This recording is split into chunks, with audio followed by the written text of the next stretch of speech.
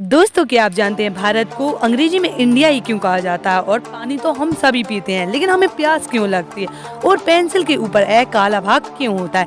इन सारे सवालों के जवाब मिलेंगे आपको वीडियो में, तो वीडियो को स्टार्ट करते हैं। फैक्ट नंबर 1, भारत को अंग्रेजी में इंडिया क्यों कहते हैं? दोस्तों, भारत को इंडिया इसलिए कहते हैं क्योंकि स्वतंत्र भारत के संविधान निर्माताओं ने इस शब्द को अंग्रेजों की विरासत के रूप में देश का दूसरा नाम स्वीकार किया। अंग्रेजों के भारत पर शासन काल में इंडिया नाम प्रचलित और रूढ़ हो चुका था। जहां तक इंडिया शब्द के अंग्रेजी में आने की बात है, इसके लिए जरा पीछे जाना होगा।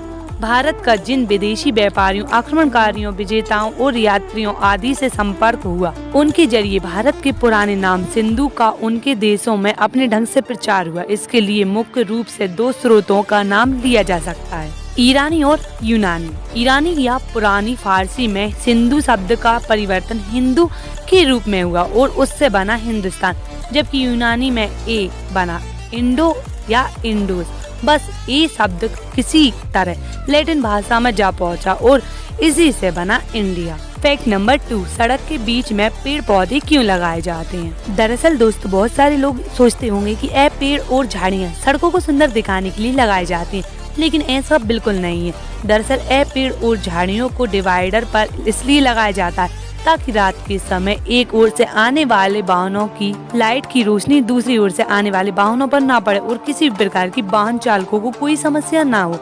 कई बार इन पेड़ और झाड़ियों के न होने की वजह से बहुत ही खतरनाक सड़क हादसा हो जाता है। इसी को देखते हुए पेड़ और झाड़ियाँ सड़कों के बीच बने डिवाइडर पर लगाए जाते हैं। फैक्ट नंबर 3, अग्निपथ योजना क्या है? इस योजना के अंतर्गत सैनिकों की भर्ती 4 साल के लिए की जाएगी। सर्विस की अवधि पूरी होने के पश्चात नौजवानों को 11,71,000 tax free service fund package प्रदान किया जाएगा। पहले वर्ष में 4,76,000 एवं चौथे वर्ष में 6,92,000 वार्षिक पैकेज दिया जाएगा। सेवा खत्म होने के बाद अग्निवीर को पेंशन नहीं मिलेगी।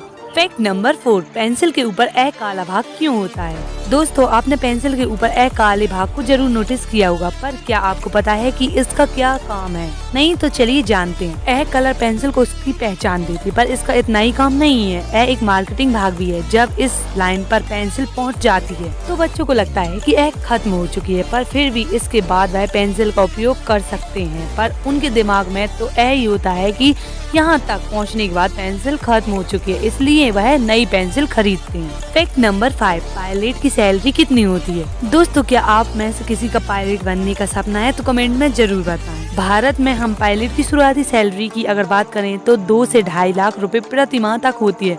पायलट बनने का सफर आसान नहीं होता। इसके लिए कई स्टेज ट्रेनी पायलट को पूरा करना होता है। उसके पश्चात ही आप सफल पायलट के रूप में कमर्शियल पायलट और प्राइवेट पायलट बन सकते हैं। अगर हम बात करें कमर्शियल पायलट की सैलरी की तो 3 लाख से लेकर 10 लाख तक। वहीं अगर प्राइवेट पायलट की बात करें सैलरी की तो 1.5 लाख से 3 लाख तक होती है। फैक्ट नंबर 6, KTM की बाइक इतनी महंगी क्यों होती है? दोस्तों, KTM की बाइक इतनी महंगी क्यों होती है? अगर इसी तरह की दूसरी बाइक की तुलना की जाए तो KTM के प्राइस उनसे ज्यादा या दुगने होते हैं। पर आखिर ऐसा क्यों होता है? दरअसल इसके पीछे का सबसे पहला कारण इसमें इस्तेमाल किए जाने वाले parts. KTM sport bike manufacturing company है। KTM की सभी बाइक में हाई RPL वाले इंजन इंस्टॉल किए जाते हैं, जिसके कारण KTM को अपनी सभी बाइक्स में प्रीमियर क्वालिटी के पार्ट्स का इस्तेमाल करना पड़ता है, जिससे बाइक की कॉस्ट पर इसका असर पड़ता है। इसका दूसरा कारण इसमें लगने वाला इंजन है। दोस्तों, इन तरह की बाइक्स में मैक्सिमम पावर का इस्तेमाल करने के लिए लिक्विड फ्यूल का इस्तेमाल किया जाता है, जिसके चलते कंपनी को बाइक के लिए महंगे महंगे पार्ट्स का इस्तेमाल करना पड़ता है। और इसका आखिरी कारण है इसमें दिए जाने वाले फीचर, जो कि इसी तरह की दूसरी बाइक्स के मुकाबले KTM ज्यादा कॉस्टली बनाती है। फैक्ट नंबर 7, सिम कार्ड का एक कोना कटा क्यों होता है? दरअसल जिस समय मोबाइल का आविष्कार हुआ था उस समय मोबाइल में से सिम निकालने की कोई सुविधा नहीं थी। अगर आपने एक बार कोई मोबाइल खरीद लिया है तो आपको उसी के साथ आने वाले नंबर का ही प्रयोग होता है, जिसे हम CDMA कहते हैं। लेकिन बाद में इसमें कुछ सुधार हुए और ऐसे सिम का आविष्कार हुआ जिसे आप किसी भी मोबाइल में डालकर प्रयोग कर सकते हैं, जिसे GSM कहते हैं। लेकिन वे सभी सिम कार्ड चारों ओर से एक जैसे थे, जिसे GSM कहते हैं, लेकिन वे सभी सिम कार्ड चारों ओर से एक ही जैसे थे। तो लोगों को इस बात को समझने में काफी परेशानी होने लगी कि सिम किस तरफ से मोबाइल में डाला जाए। कई बार तो गलत सिम लगाने की वजह से मोबाइलों में काफी परेशानी होने लगी, तो लोगों को इसी परेशानी को दूर करने के लिए सिम बनाने वाली कंपनियों ने सिम के एक कोने को काट दिया, जिससे लोगों को ये पता रहे कि सिम किस तरह से मोबाइल में लगानी है। फैक्ट नंबर 8, हमें प्यास क्यों लगती है? हमें प्यास इसलिए लगती है क्योंकि हमारा शरीर जिन तत्वों से बना है उनमें 2/3 पानी है। पानी के बिना हम 5 से 10 दिन से ज्यादा जीवित नहीं रह सकते। रोज कहीं 3 लीटर पानी हमारे शरीर से निकल जाता है, आधा लीटर पसीने में, 1 लीटर सांस छोड़ने में और 1.5 लीटर यूरिन में। अगर हम रोज 3 लीटर पानी नहीं पिएंगे तो हमारे शरीर में पानी की कमी हो जाएगी। मतलब ये कि हमें 6 से 8 गिलास पानी रोज पीना चाहिए। इसमें चाय, कॉफी और कोका कोला जैसे पेय शामिल नहीं है, क्योंकि इसमें मौजूद कैफीन दरअसल पानी को सोख लेती है। हाँ, दूध, फलों का रस या सब्जियों का सूप पानी की कमी को अवश्य पूरा करता है। फैक्ट नंबर 9, आसमान में ये चीज क्या होती है? आमतौर पर जब हम खुले नीले आसमान की तरफ या तेज रोशनी में देखते हैं तो हमें कुछ विचित्र धुंधली आकृतियां आंखों के सामने दिखने लगती हैं। ऐसा लगता है कि कुछ तिनके हैं जो हवा में तैर रहे हैं। दरअसल ये हमारे शरीर में मौजूद सफेद ब्लड सेल होते हैं, जिन्हें WBC भी बोलते हैं, जो तेज नीली रोशनी में हमारी आंखों के सामने तैरने लगती हैं। ये WBC हमारी आंखों की रेटिना में मौजूद ब्लड वेसल्स में बह रहे खून में होते हैं। इसलिए जब हम तेज रोशनी, जिसमें नीली रोशनी की मात्रा अधिक होती है, हमारी आंखों में पड़ती है तो ये WBC आकृतियां दिखने लगती हैं। फैक्ट नंबर 10, हॉस्पिटल में प्लस का निशान क्यों?